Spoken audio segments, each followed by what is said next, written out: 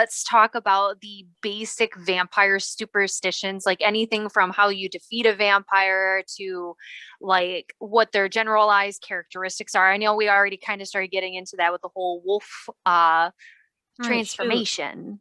shoot. But and then we kind of like talked a little bit about this. So let's start with like the no reflection. I know Steve, you had a good answer for this before.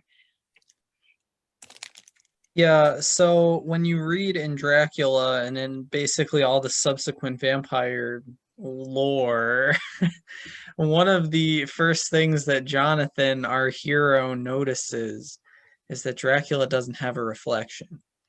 And as soon as Dracula realizes that Jonathan sees that he doesn't have a reflection, he takes his mirror and throws it out the window because he wants to keep his secrets safe, basically.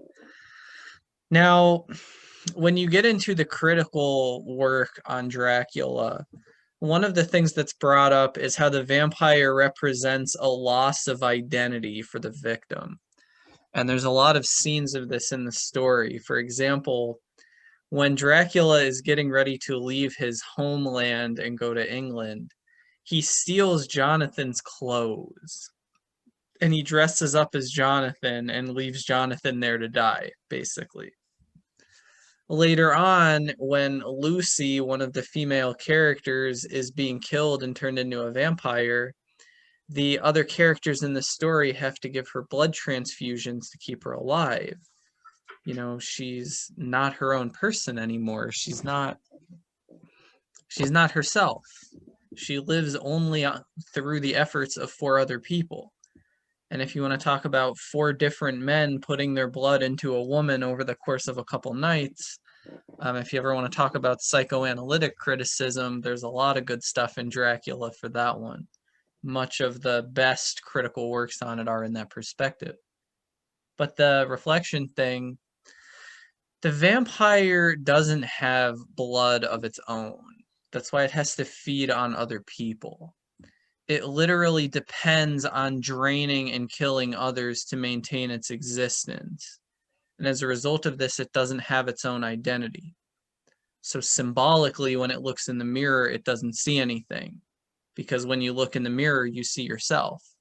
And it doesn't have a self. It doesn't have an identity. And that's why it doesn't have a reflection. That's deep. I didn't even look at it that way. Mm-hmm. Or what were mirrors made of in ye olden days? What were they backed with? Mirrors, stuff. Mirrors used to be backed with silver. Silver is a deterrent for many supernatural things, vampires included. You wouldn't see a reflection in a thing that doesn't want you there. So in today's vampires could probably see the reflection. You could look in, I don't know, a puddle of water and see your reflection, unless you put some, maybe if it's holy water, probably not. But ye olden days, that's why not a lot of people didn't have mirrors. They're so freaking expensive. That's why all the old mirrors are all like tarnished and shit, because they're backed with silver. The more you know. And continuing on that topic of silver, I did read somewhere where it stated that the whole concept of holy water, it was essentially purified with silver. Other than, you know, being on church grounds, but they use silver in order to purify water as well. So to make it holy water in order to cast away evil beings. Big reasons why you have so much Catholic symbolism to chase away vampires is simply because Bram Stoker, the author of Dracula, was Catholic. One of the central conflicts of the story and the characters is that the Anglican people, you know, the British guys that are the main characters, are impotent when facing this supernatural threat. And they need to bring in Dr. Van Helsing, who is Dutch and who is Catholic, and then he's able to handle it. And it's a very not subtle dig at the Anglican Church by Bram Stoker that they don't have any way to get rid of this, but the Catholic Church, the true church, does.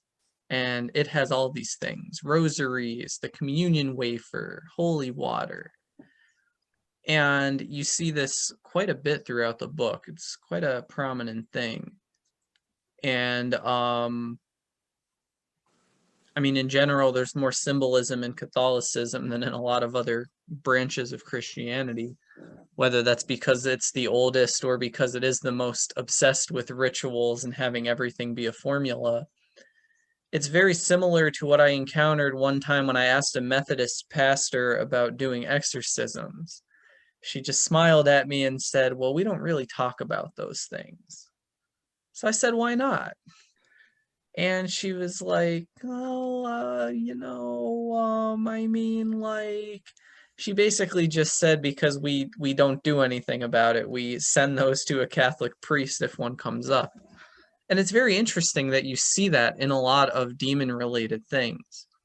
Like most of those movies, like The Haunting in Connecticut and all those things, they start out as Protestants and they're not able to do anything. And then finally they go to the Catholic Church to get it taken care of. And that's an extremely interesting thing. To someone who is Catholic, they would look at it and say, oh, that's because we have all the answers. But to others outside the church, why is that?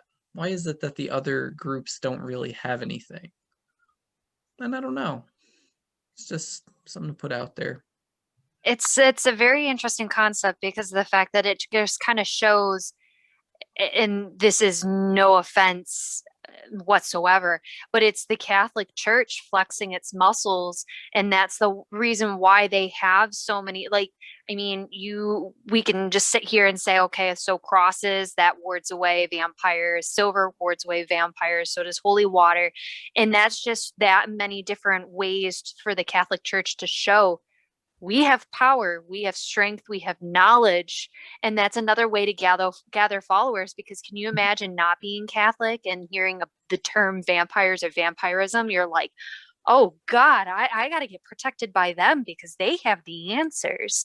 And I mean, that's kind of typical human behavior for us to seek out the strongest, as we've talked about in previous conversations with demons. Which, I mean, vampires would be looked at as demons, essentially. Yeah. But what's the anybody got the idea as far as where garlic comes into play? Why garlic? Garlic is a purifier of the human body, and essentially what they look at vampirism, or you get bit by a vampire and its venom gets into your system, is, oh my gosh, it's this black tar that's converting your blood. You gotta protect yourself from it. So the best way to do that or ward from it is garlic, which is kind of ironic that they then use the scent of garlic. Oh, that's what a vampire's breath smells like. It's like, okay, well then did garlic really work? Yeah, the one that I have kind of pieced together from growing garlic in my yard the last couple of years, like the vampire represents, the undead. It represents death, it represents decay. Whereas garlic is one of those first things that comes up in the springtime. It's a harbinger of new life, and it's the antithesis of the vampire in this way. And maybe that's a reason why it's so prominent. And the other one that I heard one time was that you can use garlic to ward off mosquitoes, and the vampire sucks your blood just like a mosquito. And there's a scene in Dracula where Jonathan sees, the Count asleep in his little crypt, and the description he uses is that he looks like a bloated insect that just drank its fill of blood. So that's another one that's there for you.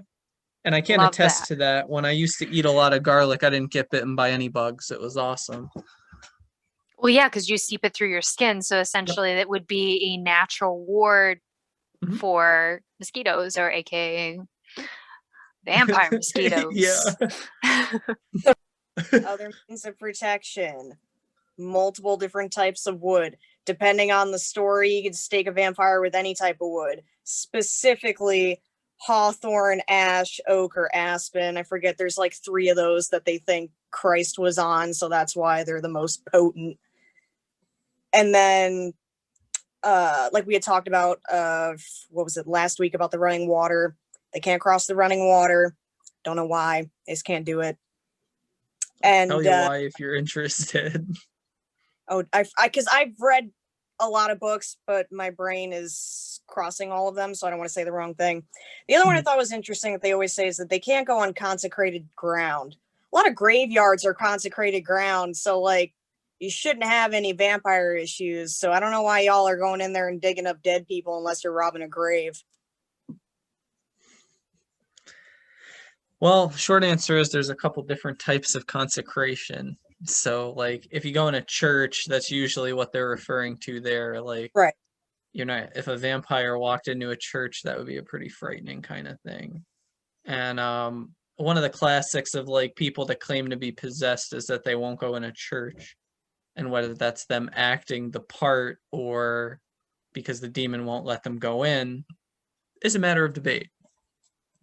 Now, the running water one, when you look at like ancient Egypt and things, you know, take it back to the Nile, you know, the west side of the river is the land of the dead and the east side is the land of the living.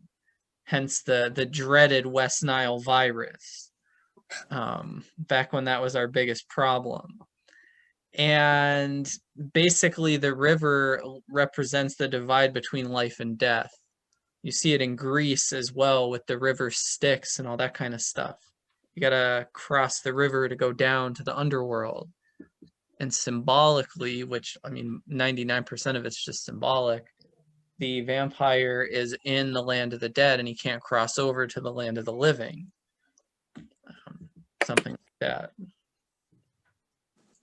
Makes sense. I also never understood the you can't come in unless you've been invited. I mean, I know it's just rude to just walk into somebody's house, but like they mention it specifically. Once a vampire has been invited into your house, they can come and go as they please. Very rarely do you see any type of pop culture vampires where you can rescind an invitation. I don't know if you can get a supernatural like protection order against vampires in order to keep them away from your house, but they mention that like a lot, and they make it sound like people are just unknowingly letting bloated mottled corpses of neighbors into their house. So the vampire entering the home goes back once again to its origin as kind of a demonic entity. And this goes back to it being a force of evil, a force of sin. Let's go with that.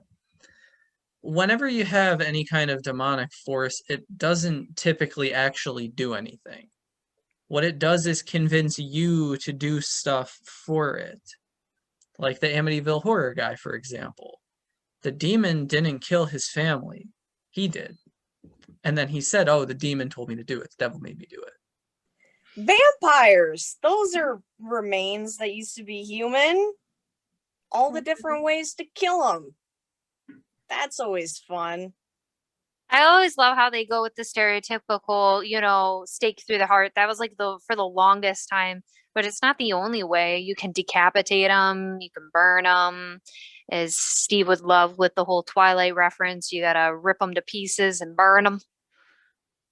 But Well, I know they also had it wasn't just stake through the heart. Some, depending on where you're at in the world, some of them stake them in the mouth, some of them you stake them in the stomach, you know, so they pop like a tick. Decapitation is my favorite. Some of them have different methods of where you're supposed to put the head after. I know Max mentioned earlier, take the head and put it upside down. You could just put the whole corpse upside down if you want. Some of them, they would take the head and put it down by their feet. So like if the head, for whatever reason, did decide to wake up, all kinds of turned around. I'm down where I'm not supposed to be and I'm upside down. Full body cremation is also fun.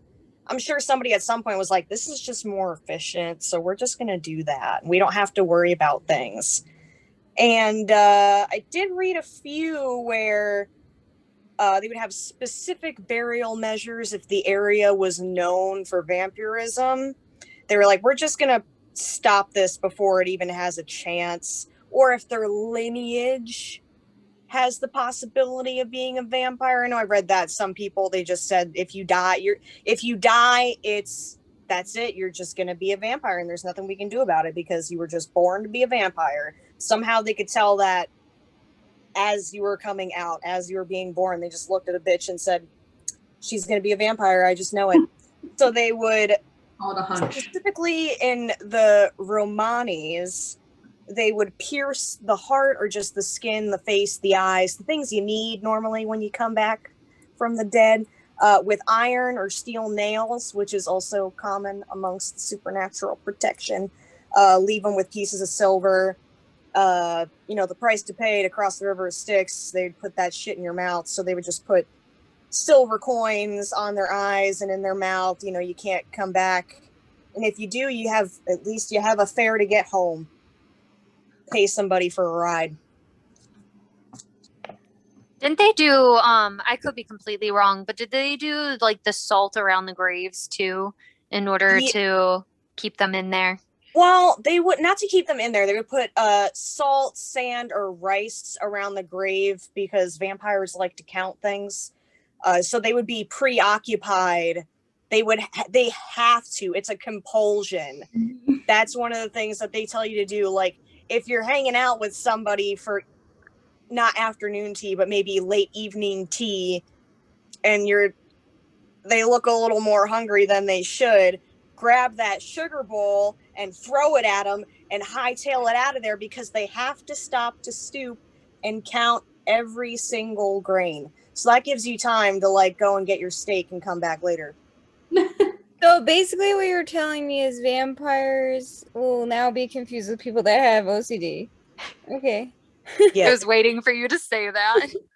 Just don't start drinking blood, and I think you can tell the difference. I think we should be okay. Alex, you are looking a little pale. Yeah, you'd probably be one of the people that they would be like waiting for you to die. You have red hair and you're white as shit, man. They'd be like, she's something. We don't like that. We don't know. We have to watch her until she dies. She's going to come back as a demonic entity, a vampire, which could also be a demonic entity, a witch. 3 or 4 other mythical creatures could be coming out of this bitch when she dies. So, they might. You would have been born, and they probably would have just like dumped you in a river somewhere. To be honest. Can I come back? I come back as a vampire. You were terrible. They were superstitious. You have all of the things that ye olden people would have been like, okay, red hair, check. Pale as shit, check. Well, during the Victorian era, there was a whole thing. It was called like physiognomy or some bullshit like that, where looking at somebody's facial features was supposed to tell you their personality. So like you have a murderer's ears was a thing, or like you have a pedophile nose, like those kind of things, they believe that kind of shit. So when you give Dracula these particular features, the readers of that time would have been like, oh my God, he has all the things. So that's how we know he's the bad guy. Can we also talk about like physical features? Like we've talked about it briefly, and obviously a lot of those have been debunked by science. But like when you look at anything related to vampires, like literature, TV shows, movies, like handed down generation to generation, different stories, you basically only really have like 3 kinds you can be. Bloated, gross corpse in your funeral shroud with a bloody mouth, an ethereal, pale corpse, vaguely ghostly, not necessarily menacing, but you don't really want to be friends with them, or a hot person with stabby teeth. All throughout history, you could be those 3 things, and that's about it. Because, like, I get the whole point is that it is an evil being, and it needs to infiltrate you, body and soul. It needs to be in your house, so it has to be all alluring. And if it can't, then it'll just hypnotize you and say, let me in, you dumb bitch. Trying to suck your people juice out of your neck. I understand that they're supposed to be like, he's a nice gentleman, and then later you're just in a back alley somewhere and you're spurting blood or whatever.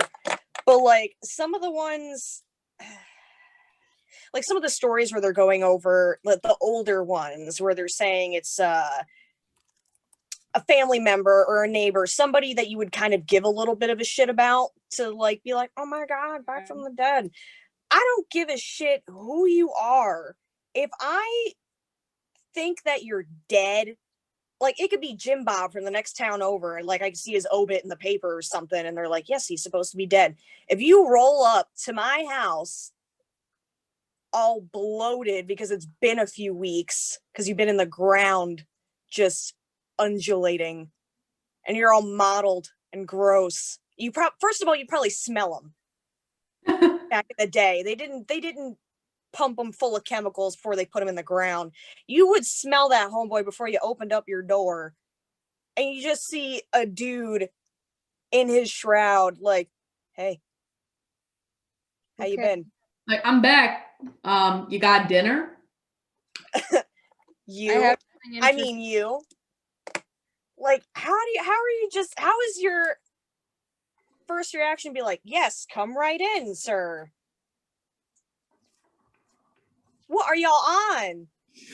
I don't know, but speaking of serial killers and vampires in one sesh, I found something interesting, which is brief little blurbs and 5 terrifying true life cases of serial killers that believe they're vampires. So you ready?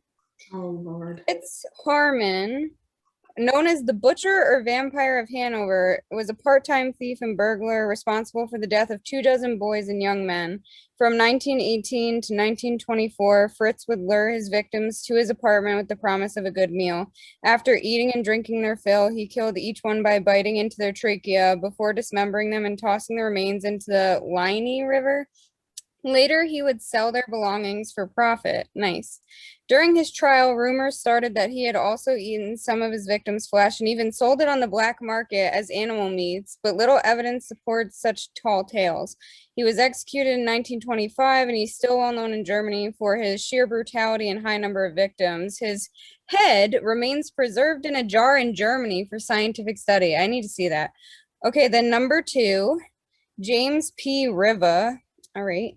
1980, he stabbed his grandmother in the heart and shot her multiple times with gold bullets before drinking her blood. When he realized what he'd done, James set their home ablaze. When asked about his motives, he claimed he was a 700-year-old vampire who needed his elder's blood to survive. In particular, he believed that taking the life of a human would make him more handsome and wealthy.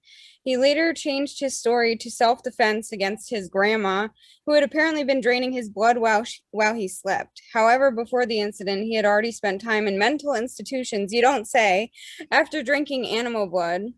He wound up in prison for life on both murder and arson charges. Number 3, Richard Chase was originally institutionalized at the age of 25 in 1975. Throughout his teen years, he had fought drug and alcohol addiction as well as severe hypochondria.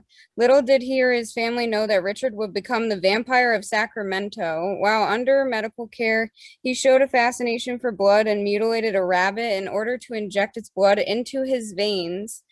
Chase would begin a killing spree a few years later, starting with a drive-by shooting and then entering homes at random wherever the door was open. This is why we locked our doors, folks, okay?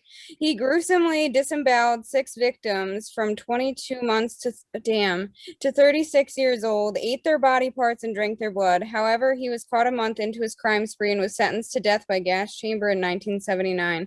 Before his execution could occur, he was found dead by antidepressant overdose. Well, that's sad. All right.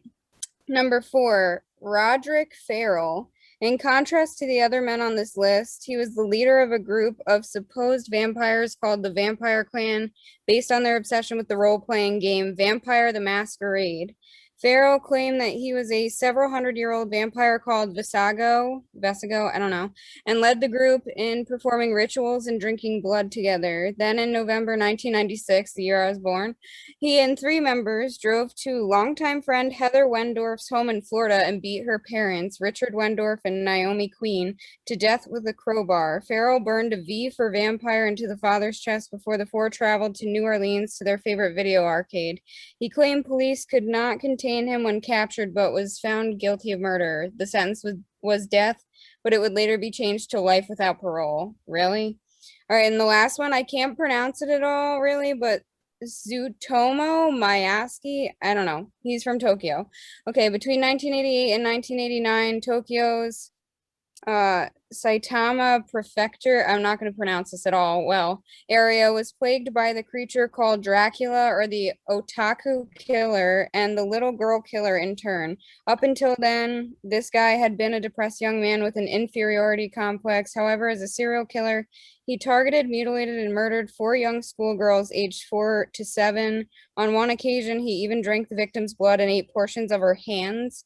After sending letters to the young victims' families that held the details of their deaths, he was caught by the police. He never showed remorse and was summarily sentenced to death before being hanged in 2008. So there you go, 5 serial killers that thought they were vampires. I'm going to vaguely segue into the psychology portion of this, since you were just talking about criminally insane people. There are a lot of just absolutely buck wild, feral, unhinged people that will claim that they are a type of vampire, and that's why they committed their crimes. Unfortunately, the laws are not going to help them at all.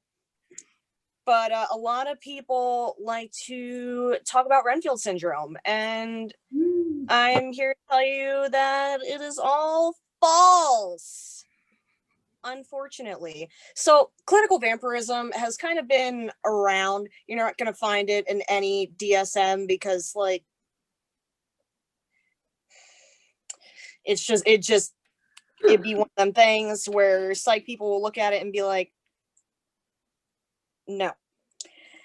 So that's what it started out as, clinical vampirism.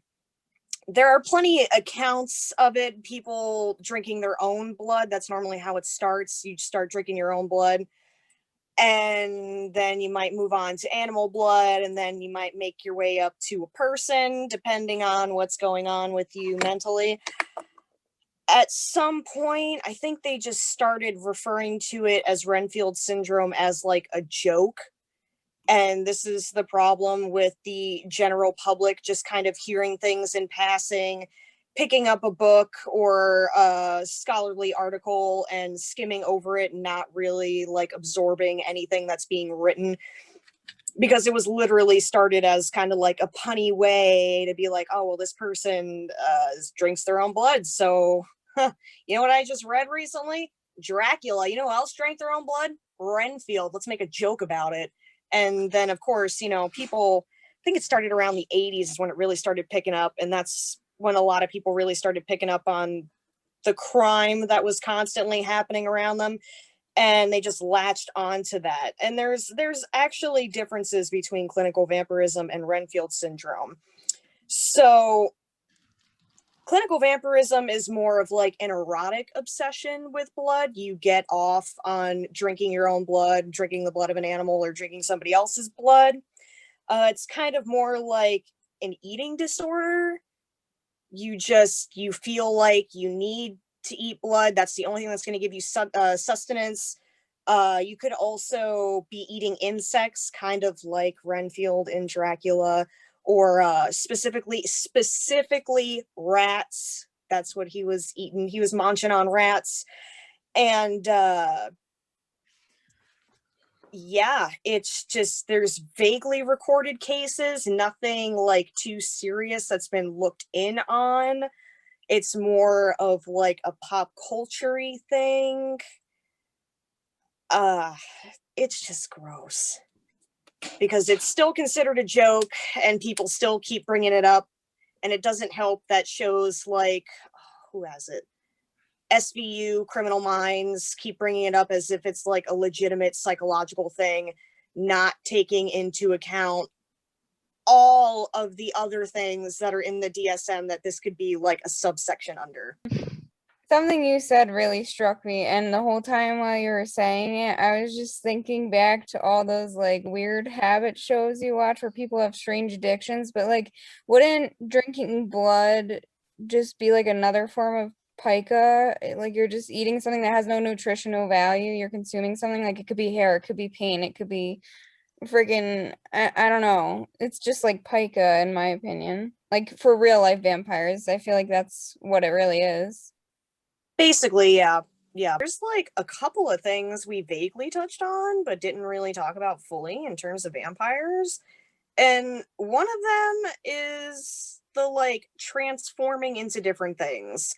Because like Bram Stoker's Dracula really just slammed them all into one movie. Like We should talk about that movie. Coppola he had a lot going on. Like I know it was Winona that said, "Hey, you should take a little sneaky peek at this script because I know I kind of backed out on Godfather 3, so I'm going to go over here." And he was like, "Hey man, that said vampires on it. I got to do that." But like Homeboy straight up does there's bats, there's a single bat, there's wolf, there's vampire werewolf person thing, not really fully there, but and then there's humanoid bat full figure, which is kind of gross. Specifically in this movie, this is all happening in one movie. There's like a green mist, a disembodied voice. Other movies, literature, whatever, will have them, they can be disguised as a loved one or like a vision of a loved one. Every once in a while, you see them turning into cats. Like, that uses up a lot of energy. How much that do you have to drink to transform 30 times in one night? That, and that reminds me of a book that I read. It was by R.L. Stein, and it was called Dangerous Girls. And it was about a pair of sisters who are victimized by an ancient vampire. And in that particular story, they would transform into little well, some would transform into bats and some would transform into black birds. And I wonder if that comes from like the blood-sucking finch and they just kind of tried to do a double with that, or because it wasn't like it was crows, and blackbirds aren't necessarily a omen. I mean, they can be, but not. And then like, you throw that in there, and then there are also a lot of depictions of vampires being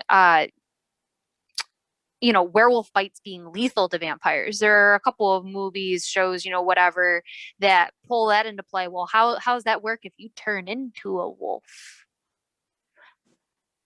I think they just, Steve had kind of briefly said this. I feel like that is kind of just like the discussion of what would scare you most. Like, I mean, we can go all the way back to like the Harry Potter reference. What was that creature that turned into your biggest fear? Or your worst fear? A boggart. Yeah, maybe that's in a sense what vampires were going for. I mean, people fear bats. I mean, look at all the diseases that come from bats. I mean, you got one flying at your face, you're ducking covering. The only ones that people like are the fruit bats or the fox-faced bats. Nobody likes vampire bats. Wolves, I mean, wolves are pretty darn intimidating too. Which the wolf thing doesn't make any sense to me because wolves are pack animals, but vampires are usually visualized as loners, or at least in, older times they have them and then they have their bride. And then of course you have the fog for the creep effect. And that's always in various colors, either regular mist, green mist, red mist, all of the fog to be ominous, either a single rat or just a bunch of rats. Like I think in Bram Stoker's Dracula, it's just the shape of a person, but it's a bunch of rats. But rats brought in plague. And what is vampires? They're a plague. They're a disease. Still doesn't explain the wolves though. Yeah, because one of their like powers across pop culture is that they have control over wolves. Therefore, they have control over the wolf man to use him as a pawn in whatever game they're playing. Daytime guardian. Yes. But also that doesn't really, you would have to force somebody to turn into a werewolf then, because there's a lot of them where the werewolf will only turn under the light of a full moon. That could be a whole other video discussion at some point as well. Yep. Because they also have varying powers depending on what you're reading, watching, or consuming at the time. They can, again, transform into anything, float and or fly. They're fast healing. They use mesmerism or hypnotize you. They have enhanced senses. A lot of them have like bat sonar. You always get that nice like zoomed in x-ray of a person and their heart is they're having a heart attack every single time. They're fast as shit. They're strong as shit. Depending on what you watch, they have a varying amount of psychic abilities. It's a lot going on for a dead dude that sucks people's blood.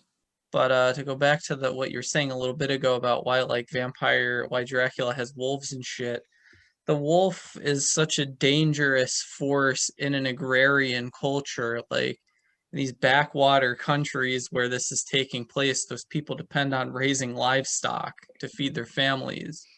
And when the wolves come and kill their sheep or kill their whatever, that's, it's not killing them directly, but it's killing them because it's destroying their means of subsistence. And when Dracula can command these wolves, it just inspires greater fear in the people. And you see that a lot in that particular story. I just remembered a thing, because I have way too much shit written down for like movies and TVs because I'm a crazy person. But I don't even know how many seasons there are of this.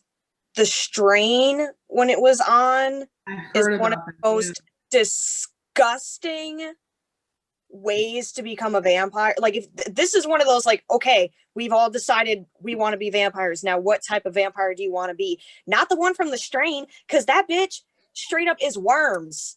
You become a vampire because you get worms. Okay, now that you mentioned that, can we discuss, is I Am Legend, are those monsters zombies or vampires in your guys' opinion? Because I lean towards vampires. They cannot be out in the daylight. They don't sleep. Yeah, they have that frenzy that zombies do, but like, I don't know. To me, they're more humanoid looking. They're very pale and sickly looking. To me, that is a fucking vampire. 100%. That's a vampire movie to me. This feels like the horror movie equivalent conversation of like, is Die Hard a Christmas movie? Is I Am Legend a vampire movie? So if you want to go to the originals, like if you're talking like Will Smith version, that's super new. This originally started out as a book. Okay. And I didn't know that. I only know the movie. Like, because right. Everybody knows. So it started out as a book, and then I forget which. There's the Charlton Heston one, and then there's one with Vincent Price. One's Omega Man, and I think the other one is still I Am Legend. But both of the Charlton Heston one and the Vincent Price one, it's still the same thing. Like, Robert Neville is a scientist. He's the last man alive. He's trying to figure some shit out. In specifically the Charlton Heston one, straight up vampires. Like, everybody is wearing like cloaks. They're sensitive to sunlight. They drink blood. I think there's like maybe 1 or 2 instances where they're like shredding a person apart, but that's just because there's a shit ton of them and they're all hungry. They all torture him. They're still people. It's just that they're like possessed, like a man possessed. I have to drink blood. I have to stay away from the sunlight. I have to make as many of us as possible. And I have to go and visit Robert Neville at night and tell him how shitty of a person he is because he's the last man alive and he can't figure out the cure and blah, blah, blah, whatever. And super spoiler alert, they try to kill him like the whole movie. Like, they even send in somebody that looks normal to like befriend him to figure out a way to like get to him. So like in I Am Legend, he's like, I have to figure out like the cure. The cure's got to be in my blood. Literally the end of the Charlton Heston movie is they get their goal, they kill him, his ass falls into a fountain and his blood goes everywhere. They drink out of the fountain and they're all cured. Well, Well, it's like So- Daybreakers when they they become vampires, and then when they get exposed to the that whole chemistry equation that made a little bit of sense, and then now all of a sudden their blood is filled with the antibodies, because they did actually say in that movie that it was a virus that turned them all into vampires. They kind of only briefly said that, but yeah, same concept, and then blood cured them. Yeah, for whatever reason in the newer I Am Legend, they decided to make them more like zombies. Yeah, they're very But- zombie-esque, but like there are some things where I remember thinking that's much closer to a vampire, especially because I just remember the way they move, like that hyper like speed out of nowhere. Like that ain't a zombie to me. Like, yeah, they can be like frenzied and crazy, but like zombies are sluggish, they're clumsy because they ain't got a fucking brain. But there was something that felt calculated about whatever the creature is in the most popular I Am Legend adaptation, like the one that everybody knows with Will Smith. Like there is something calculated about those things, and that's a big part of why I was like, this is much more vampire to me, and like in my opinion of like the vibe it gives off. Yeah, they originally started out like vampires, and I forget exactly if the book goes into that, but they do a lot of the same things. Like they still have like an aversion to crucifixes and things like that. Like, but they all only, I think like the gist there is they all only think that because it's like what's in popular culture. So once they realize like, oh, I'm not like that, then suddenly all of those things stop working, and Neville's like, oh shit, like oh no, I don't know what to do now. I guess I just have to start killing folks, and that's all I got. It's kind of funny how diverse what vampires' weaknesses are throughout all of the different pop culture movies. I mean, you got Interview with the Vampire where he's interviewing him and he's like, how do you feel about crucifixes? What about churches? And he's like, I'm fine. Yeah. Like, I'm not really any different from you, other than the fact that I don't like the sun, and if I can heal and stuff like that. And that was even an acquired trait after living for many, many years. Yes. Oh, that's what I was gonna say before about the strain. Please, somebody watch this and be horrified, because like I've I've seen been like, wanting to. episodes, and then it like grossed me out too much because like one of my biggest fears is like body parasites. Like it disgusts me. Like it makes my skin crawl. So like when I saw that's what happens, I was like, nope. I clocked out of that shit instantly. Reminds me of the concept of one of the created strain vampire from Blade 2. Like his mouth unhinges. He can, inject a neurotoxin to stun his prey, and then they slowly begin to turn into the same, a similar type vampire as him, where his jaw unhinges and he's got like an alien like tentacle that like shoots out of his mouth type deal, like a tongue, a crazed tongue. And that was interesting too, how they like even went into the whole detail. He was a better form of vampire because you couldn't just stab his heart out because he had a protective encasing. because that's the thing about the ones in the strain, is because like one that it's not, they don't like suck your they have a thingy that comes out, a tabascus that comes out, and that's what they get you with. And I was like, I have kind of seen that. Very rarely do you see it, but they all have it. So they don't have to like be close, because they can snatch you from 6 feet away. And I don't like that. That's one of those questions where it's like, if you were in a zombie apocalypse, what kind of zombies would you like to deal with? 28 Days Later zombies or Walking Dead zombies? What kind of vampire would you like to deal with? Bela Lugosi Dracula, or like Bram Stoker's Dracula, or the Dracula in the Van Helsing movie? Because if it was the strain, no ma'am. Like, it's bad enough as it is if you see somebody with any type of wormly parasite in reality, but to just know that it doesn't matter where, if the worms get on you at all, it's over for you. That's not okay. I'm not a fan. What I am a fan of is From Dusk Till Dawn Vampires. The show. The movie's okay. I respect Robert Rodriguez for what he did. I think he had like $7,000 and he made a movie. Somehow got George Clooney to be in it. But the show does mythology. Mexican mythology. And I am all over that shit. They don't ever say specifically Mayan or Aztec. But it's so good. Because they're demons from the underworld that are slaves. And they get released onto the earth. And they're all different. It's so cool. And you need to watch it.